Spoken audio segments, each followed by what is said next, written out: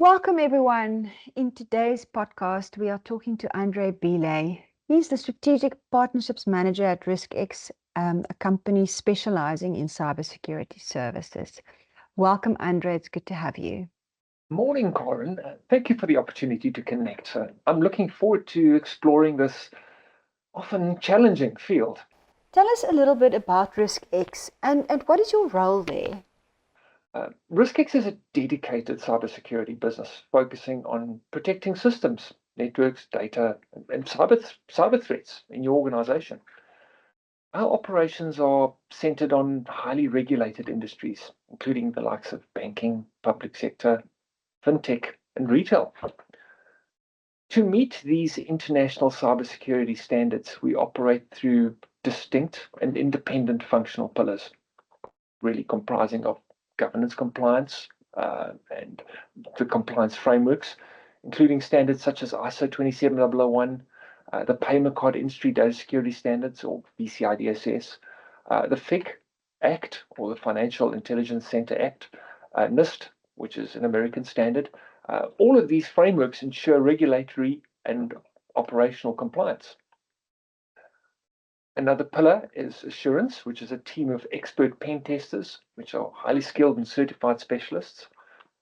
Digital forensics is another pillar comprising of analysts who investigate and respond to cybercrime incidents. We have defensive systems and associated services, which are effectively advanced tools, strategies, services to safeguard systems, networks, and data in your organization.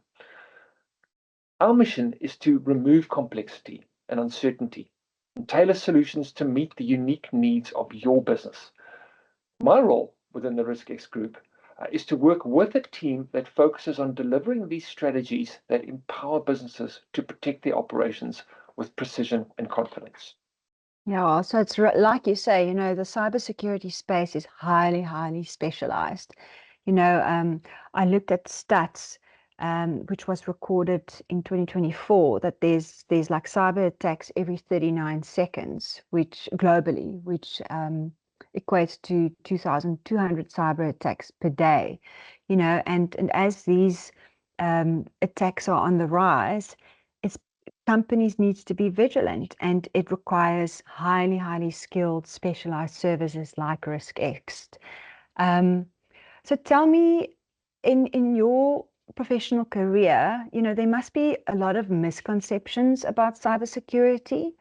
Um, it definitely is not just an IT issue. It's definitely the responsibility of everybody in the organization. So what misconceptions are out there? Yeah, thanks for your valuable question. Misconceptions about cybersecurity are widespread, and they're highly evident and not to be underestimated. Let's take a few examples. Cybersecurity is only a concern for large organizations. Most certainly not the case. It's purely about technology and doesn't involve people or processes. That you often see that kind of perspective in smaller businesses, but it's not the case. Cybersecurity is the responsibility of specific people in a business. No, it's the responsibility of everybody. Uh, Once a system is secured, no further actions are needed. I've got a good firewall, I've got good antivirus software, nothing else is needed. Not the case at all. It's an ongoing process. Compliance equals security. Yes, compliance is important, much like a good driver's license. It's critical, but it's not the end of the roadmap. There are also many valuable trends, such as things like increased recognition of insider threats. We are becoming more and more of the fact that threats are evolving inside the organization also. There's a growing awareness of the role of human error. Recently, really since we'll speak about it a little bit later on, but since things have changed in the last couple of years, we are becoming more and more aware of the role of human error in cybersecurity. The overestimation of the effect of basic stuff like antivirus software and even a firewall. That's just one of the components, and we often effectively overestimate that. Today, we're seeing a mix of awareness and uncertainty. These misconceptions can result in organizations neglecting key areas, such as ongoing employee security awareness training, advanced threat detection, and incident response planning, critical components for ensuring safety in an organization. At my company, we work to address and correct these misconceptions, driving a holistic approach that combines technology, people, and processes. Our goal is to help businesses understand that cybersecurity is an ongoing process, not a one-time task, and that a proactive, informative approach can make all the difference. Yeah, no, most definitely. I totally agree with you on that. Tech environments have become more and more complex within businesses. Um, and with that complexity, there must be such a lot of challenges that needs to be overcome, and it can't be taken lightly with ongoing threats, daily threats of trying to find vulnerabilities into these systems. So, in your career, which challenges have you seen are the most significant, that has had the biggest impact on companies and its people? Certainly, I see businesses in two positions. Firstly, where businesses should be, which is fully focused on their own business operations, their customers, their industry developments. That's where businesses should be. Or they're facing significant challenges, things like financial loss, reputational loss, operational distribution or disruption, regulatory penalties, legal consequences, loss of competition, Mm. customer and employee impact, security costs, supply chain. The list goes on and on. Uh, Considerable strategic setbacks or business closures. We mustn't underestimate the impact of lateral damage as well. Things like supply chain partners, our customers of the organizations, and several or many of those. So that's kind of two situations where I see customers, or two positions where I see customers being placed. They can be in the first position because their cybersecurity is effective and operating as it should be, or because they're simply unaware of the risk. Or they're in the second position after a breach. That's standard and not to be underestimated. Bear in mind that there are many of what is termed attack vectors or methods or pathways used by cyber criminals. A well-known example of an attack vector is malware, which we know as, well, which people know as ransomware. 24 current Right, 2024 right. is still on track to be on record for ransomware payment sizes. A well-structured incident response team will identify and categorize these breaches early. A critical, and can I say the highest priority, is to form a cyber incident response plan that's well structured and tested for your business.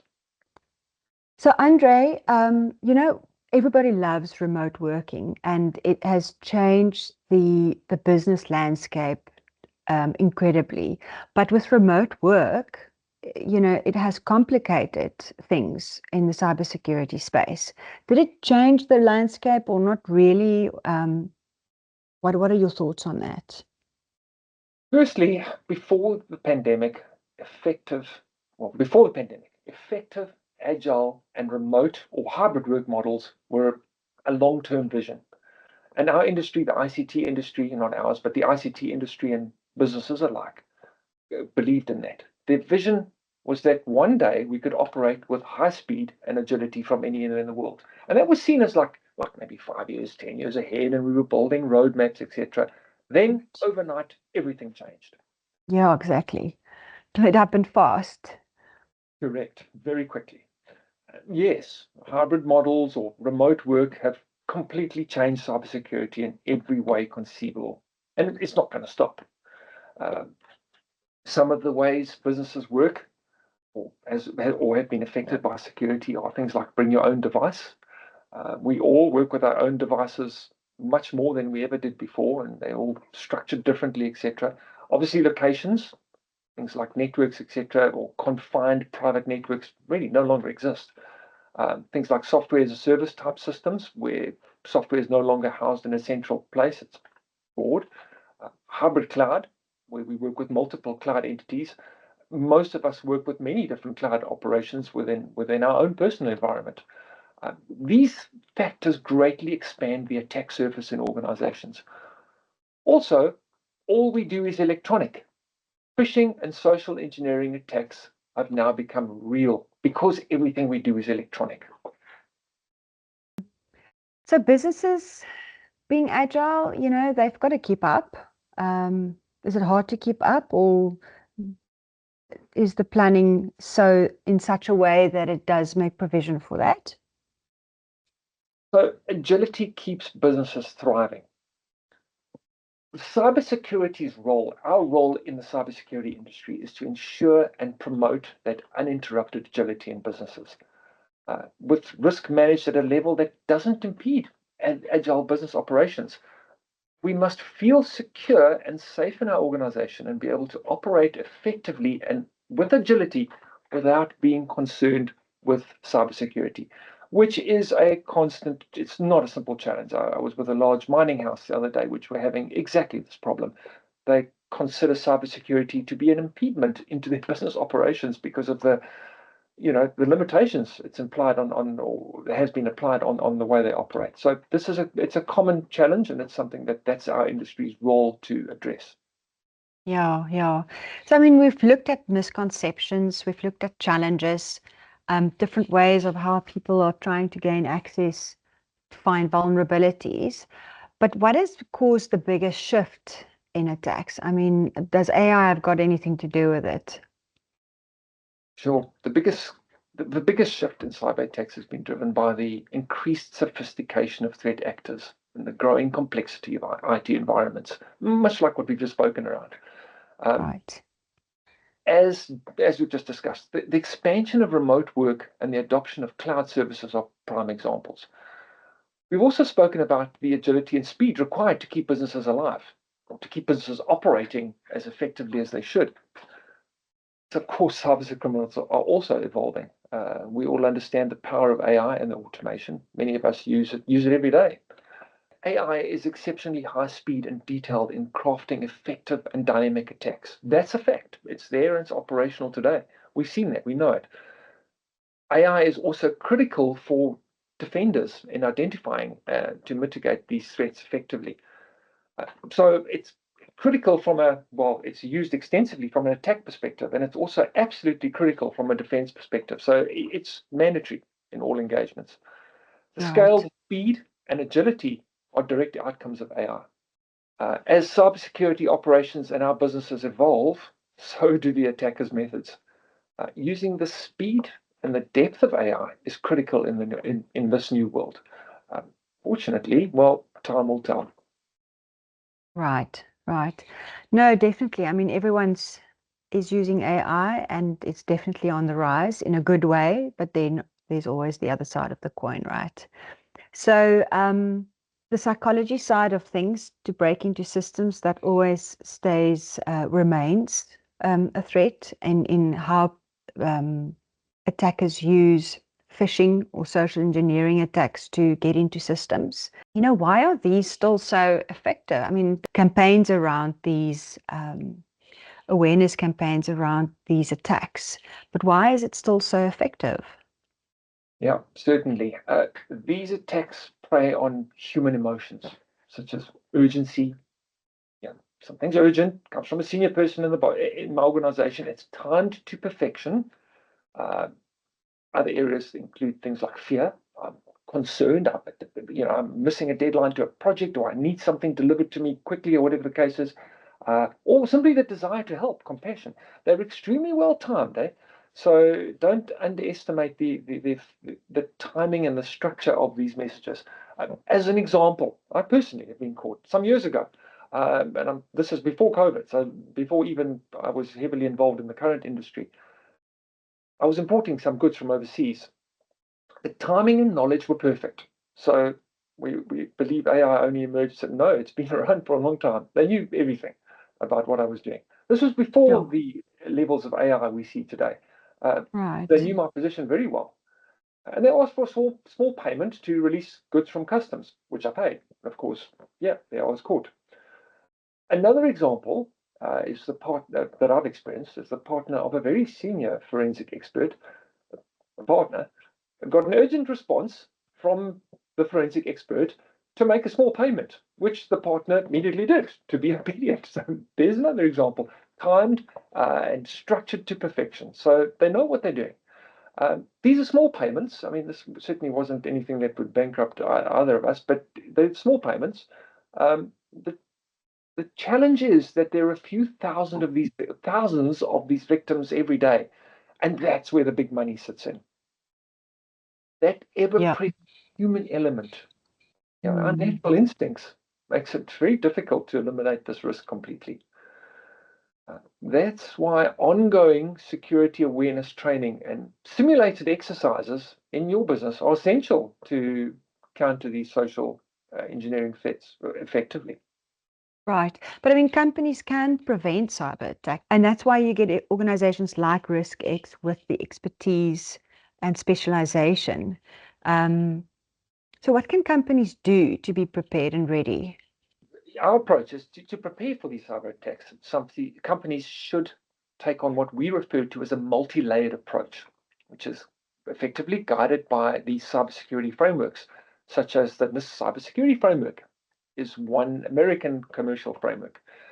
These frameworks provide a structured, systematic approach to identifying, protecting, uh, detecting, responding, and recovering from cyber threats.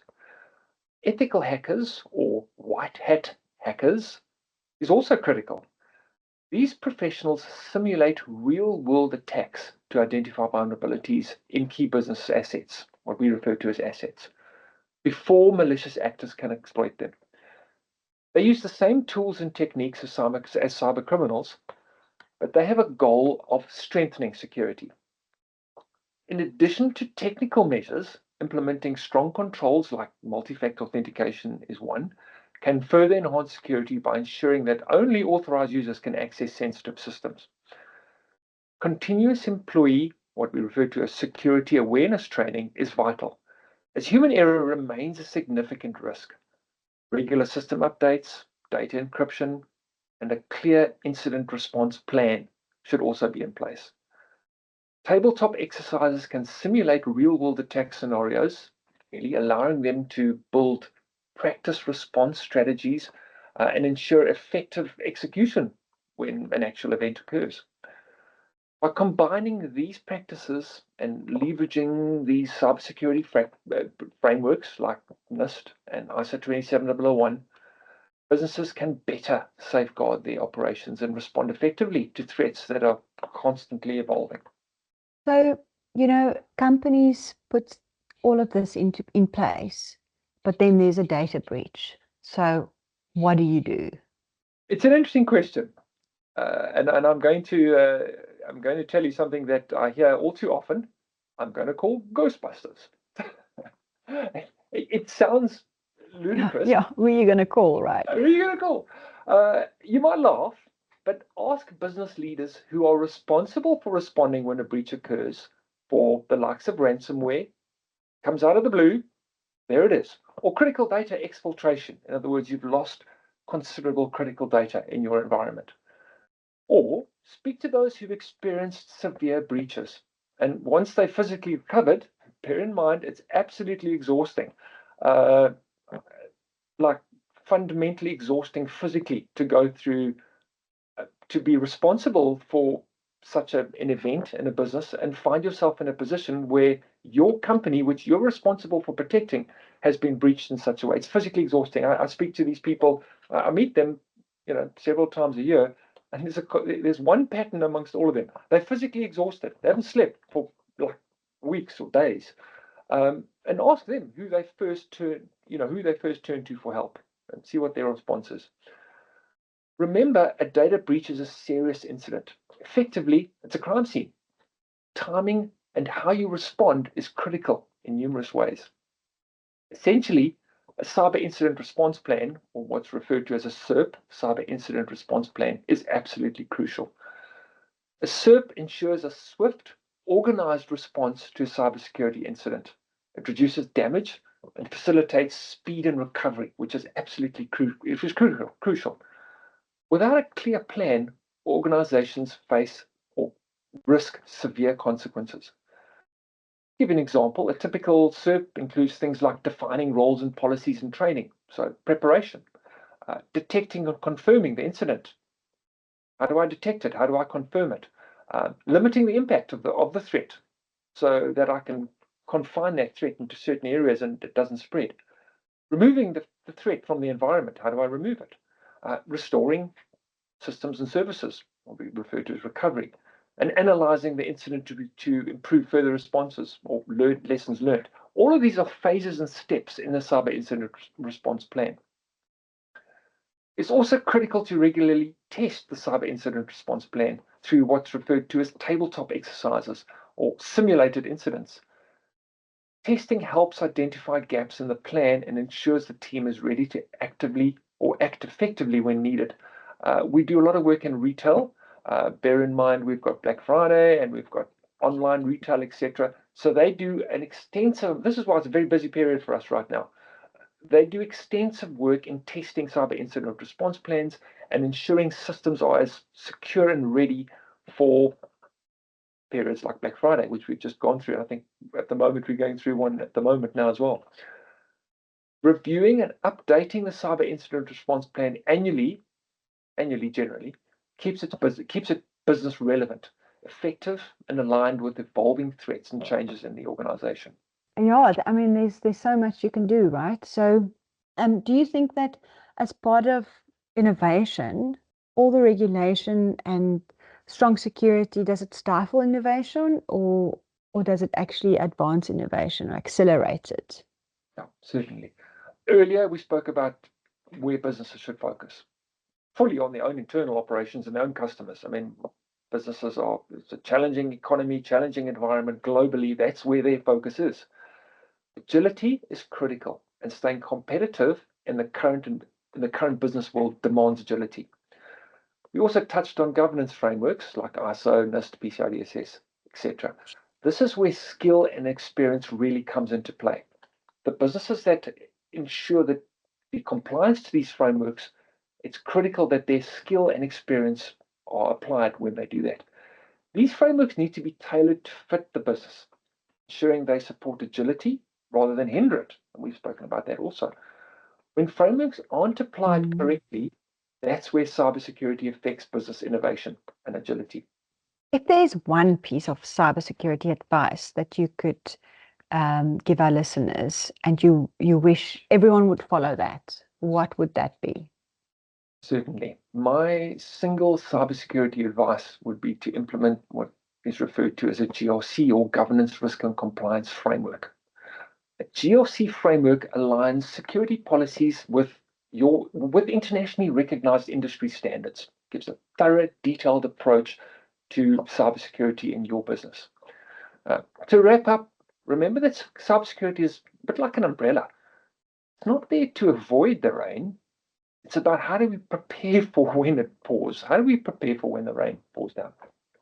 It's been so interesting listening to all the different aspects of cybersecurity and actually how necessary it is within every organization to have the right partnerships, and where RiskX has that deep expertise and knowledge to assist companies to stay secure and resilient against everyday threats, right?